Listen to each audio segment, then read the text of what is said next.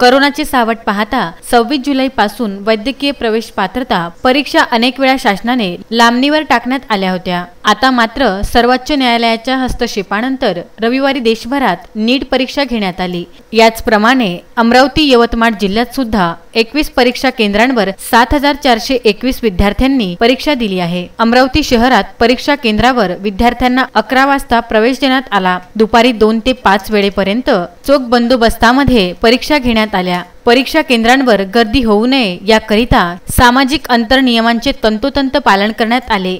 720 गुणांच्या नीट परीक्षेत 180 प्रश्न विचारले गेले। अमरावती, वरुड, चांदूर बाजार, धामणगाव रेल्वे तसेच यवतमाळ जिल्ह्यासह 21 केंद्रांवर परीक्षा घेण्यात आल्या आहे।